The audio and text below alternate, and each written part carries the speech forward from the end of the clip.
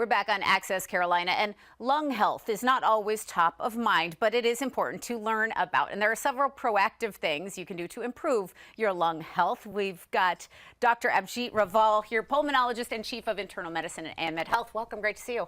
Good morning. Thank you. Thanks for having me. First, having healthy lungs is tied to regular exercise. That's one that people know, but talk about that, and you brought some visual aids too to make it make sense.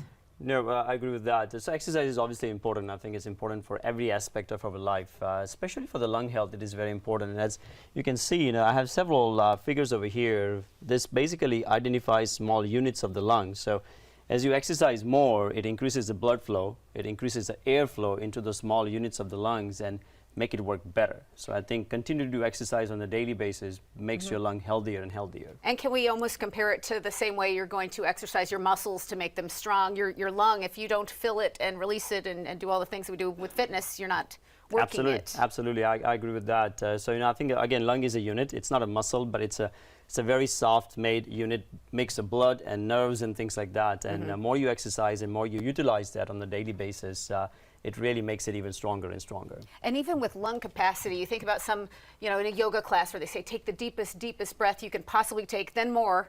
What's that doing for our lung capacity? So I think meditation, so we basically, meditation or yoga or the deep breathing exercises. So, we refer a lot of our lung patients for pulmonary rehab, which is, I think, an exercise program, which is designed towards improving the lung capacity. So day-to-day exercise, moving your muscles, along with the chest exercises, so deep breathing exercises, as you mentioned, I think very important. It increases the recruitment of more and more units of the lung to participate into the gas exchange. Because I think one of the important lung function is to improve the oxygenation into the blood flow and take the bad gases out, and it makes lung do better job if you use them more. So healthy lungs, mean a lot of things to us. There's also a nutrition element we don't think about. What are the foods that we should be keeping in mind for healthy lungs? There are a lot of different aspects of that, and a lot of different opinions about that. There are no specific scientific studies that have proved that one food is better than other. But we always talk about antioxidants, which are pretty good, right? I think we talk about green tea or food rich in vitamin C or vitamin E.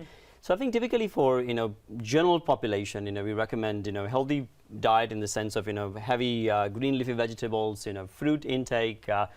Green tea and things like that. I think those things are very important. They're not going to hurt you. Those are They're not good going to hurt you. Absolutely. And then you say it's also important to, you've got to do the things that prevent illness. You're washing your hands, you're getting immunizations. That's a part of lung health. We always, learn and taught that, prevention is better than cure. So I think it's critically important. I think in the world that we live, I think, we are amongst a lot of people, and, there could be a lot of communicable disease that could be buried by, a lot of different populations. So I think basic practices in your life, like, washing your hands, you don't have to be doing it, every minute, but, when you are in a closed environment, I think, wash your hands is very important. Similarly, immunization, vaccinations, right? I think CDC have very specific recommendations guided towards prevention of the disease, which I think we really give a lot of importance to. So appropriately guided vaccination to appropriate age groups by the CDC guidelines is very critical. And it all comes together. One part of your body's health feeds the next. But sleep apnea, maintaining our weight, I thought that was interesting. How would those impact your lung health? Yeah, I think if you go into the deeper of that, it's going to take hours and hours. But, maintaining healthy weight, kind of ties up with the healthy diet. It also ties up with the overall improving the lung capacity as well. And of course, weight, as we know in the general community, is associated with sleep apnea. If I describe it very briefly, apnea is where you quit breathing, which happens at night. Most of the time people associate that with the snoring. It can sometimes happen in people who are normal weight as well. So again, maintaining healthy weight, maintaining a healthy sleep, and having a healthy breathing while you are sleeping is, I think, very important for your day-to-day activities. And then you can't come on here without telling people to quit smoking. That's the obvious one, but also avoiding pollution, avoiding allergen exposure, right? Yeah, no, I think, Margaret, you said it very clearly. I mean, smoking cessation is obviously, very, very, very critical for everybody, including our patients and general people as well.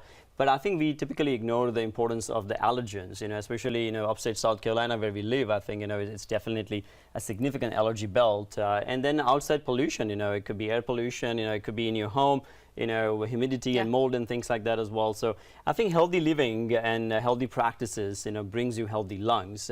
And in order to do that, you definitely need to avoid everything that possibly can hurt the lungs, which includes pollutions and smoking, and also vaping as well. If you smell it, feel it, you're taking it into your lungs, and you've got to be careful. So absolutely. Well, we appreciate the tips on keeping our lungs healthy, because it's something we don't tackle enough. So we appreciate it. Thank you, Dr. Raval. No, absolutely. My pleasure. Thank you for being here. Well, now coming up.